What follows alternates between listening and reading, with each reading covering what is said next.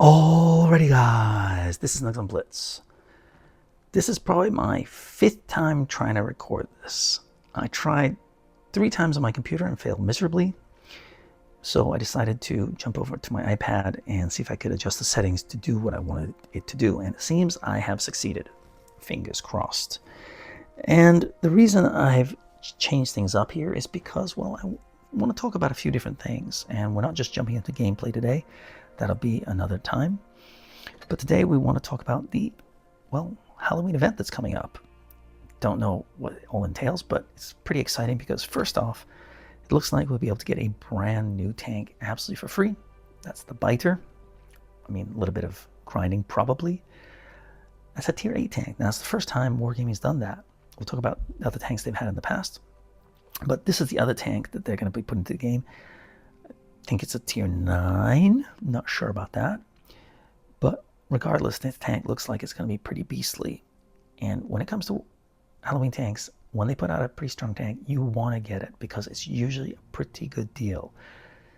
Usually between 12 and 20 bucks, somewhere around that range. And it's worth it because once they're gone, when they come back, they're usually for an exorbitant amount or almost impossible to get. Maybe it'll be crates or lucky draws, things like that. So you'll be paying out of your you know what.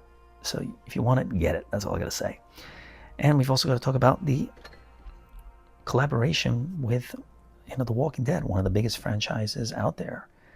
Great, really exciting. You've got 2 choices, it seems. You pick one or the other. That's how they usually do it. And you'll be able to get some cool little collectibles, maybe exchange them for stuff if you don't really care about them, or just keep them in your garage for, I don't know, nostalgia. But, I mean, Daryl with his crossbow, excuse me, and Negan with his Lucille, a.k.a. his bat. Pretty cool. I mean, I watched until season 9, and then it kind of just dropped off. Gave up the last 2 seasons for sure. Had no more interest when some of the characters had disappeared. But if you haven't watched some of these videos, you got to check them out. They're pretty damn good. I'm not a huge zombie guy myself, although I think there are some standouts. I'm telling you, if you like the zombie movies and you like The Walking Dead, you gotta watch Train to Busan. I'm telling you, you'll thank me later. Probably the best zombie movie ever made. I'm just saying. I mean, 28 Days Later was revolutionary, but Train to Busan is just so well done. Really, check it out. Okay, I don't know if you heard that. That was something crashing down up above. Oh, sorry about that. And exciting news, 15 days of premium. Well, thank you very much. Right now, we can't get premium time for free. Yes, you have to pay with cash. So, hey, 15 free days. I mean, I'd like to know when I get it. It said today. And maybe, I don't know. Okay, whatever. Yeah, soon enough I'll get it. I'm not going to complain.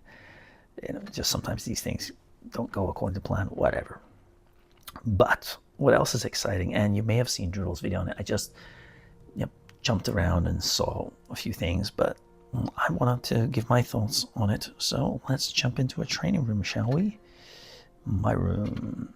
And we are ready, and let's jump in with my Drac. Now, previously, I recorded this with the friggin' Force, which was slow as anything, which was funny, but anyway, we'll talk about the tanks, but this is one of the ultimate Halloween tanks that was ever introduced into Blitz because of just how well it moves on the battlefield. Now, I will say, I like the addition of these things. First of all, the map itself just looks lighter, it looks better, it looks easier to see. It just looked dull previously.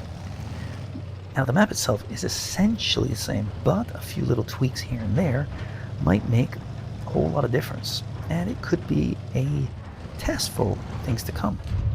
Now, these barriers, they're interesting, except they're in the wrong place in the sense, who wants to use this bridge to cross? First of all, it's hard to get across, but if you're in a huge tank, like a Mouse or an E100, good luck getting through this. Yeah, it's not going to happen, I don't think.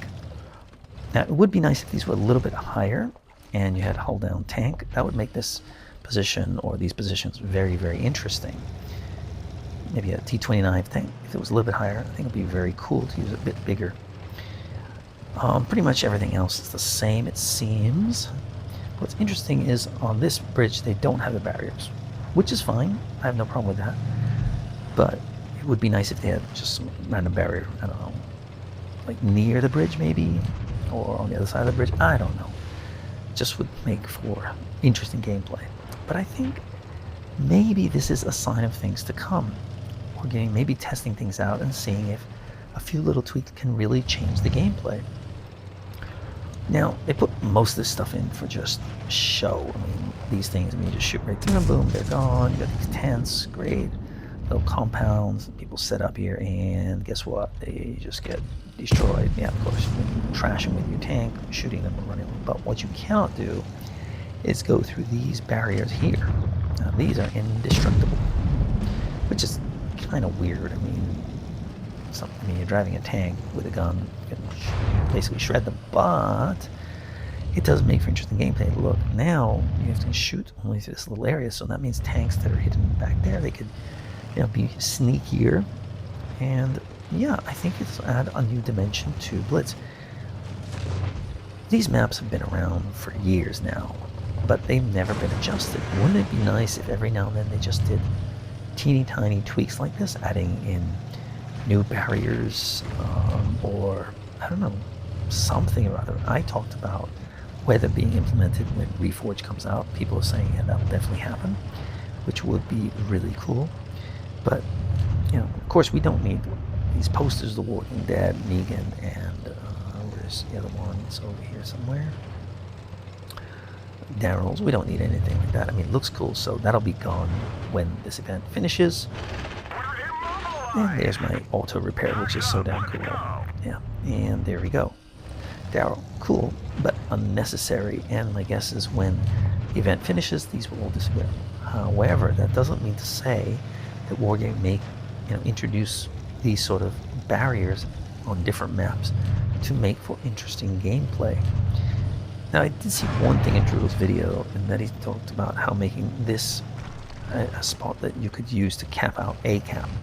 Well, yeah, hypothetically, but if anyone's in this area, they'll probably just shoot the bush anyway. So I thought it was kind of ridiculous to say, well, that's a game changer. No, that's pretty much standard. However, had they put maybe these trees down, maybe turn them into bushes, I mean, you can turn them into camo now, but yeah, I mean, it would have been nice to have a few bushes, and then if you don't know which bush to shoot, and by the time they cap, they can get out of harm's way.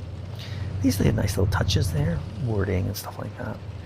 But overall, the map looks great, and it makes the town at least somewhat interesting. Basically, the town was a death trap, but at least now you've got some interesting plays here.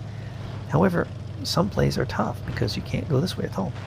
Yep, can't go that way, but you can go this way. So you're kind of forced into certain various ways, which good and bad. But look at this.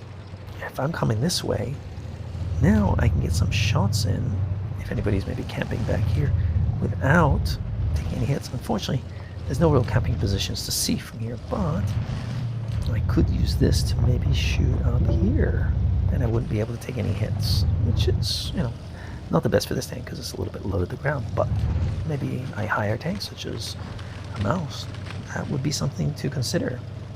You only have its targets to shoot at, so interesting. That's all I can say. I mean, it looks nice. What do you think? I mean, it's not game-changing for the most part, but I still think it will allow for some interesting gameplay every now and then. And they need that. I think maybe having some barriers around ACAP would have been much more interesting. Or even around here, even if they just put just a random barrier like here or so there, that gave you some cover that you could get this base more easily there. That would be really interesting, but it is what it is. Anyway, I'm a fan, so I'm curious what you think of it. Now let's jump out into the garage because I just want to talk about one other thing, and that is, of course, the Halloween tanks. As I said, in previous years, the original Halloween tank was the Tankenstein. Everybody wanted it at the time. It was cool, it was new. Kind of sucked when we got it, but I actually never got it. Why? Because it was such a hard grind, and Wargaming realized no, most people don't want to grind their asses off for kind of a meh tank. But what they did next year is they decided, you know what, you can choose between the Helsing, which was, you know, kind of mind-blowing, and Drak at the time. Now the Drak is still, you know, nobody can touch it. This tank is unique. You know, the fast track repair and the way it moves around the map is just, you know, incomparable. There's nothing like it. One thing about it is that there are some tanks that are faster, but you lose control of them. And there are some tanks that, you know, have different mechanisms, such as maybe what was the other one? The Lycan with its module, but they're not really game-changing. But the Drak, it makes it different. And this tank can be a beast in the right situations. Near the end of game, this tank is, you know, pretty much unstoppable if tanks are low health and you know, they don't have the best armor. Yeah, good nighty night. Especially against tier 6 tanks, you can have a field day sometimes with this tank. But it's not invulnerable, which is good. It is strong, but not OP. However, they did add this tank. Was it last year? Was it last year tank or 2 years ago? I forget which one. I forget. Was the Lightbringer last year? I don't know. All I can say is the Lightbringer, although it looks the part, looks dang cool. And the gun, look at that. That is pretty damn sweet. This is a forgettable tank. Most people don't know what it is because they don't play it, or they've forgotten about it, or they've never seen it on the battlefield. For good reason. But this tank is strong.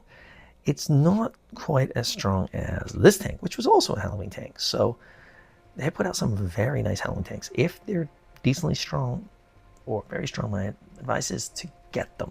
Get them then and there. Because trying to get this tank later was going to cost you an arm, would have cost you an arm and a leg, and it looks like that's the way they do it. You get a chance to pick it up at a good price, or you're going to pay the price later. That's rare in Blitz. Most of the time when they put these tanks in, if they're super OP or brand new, they, you know, make them extremely exorbitant.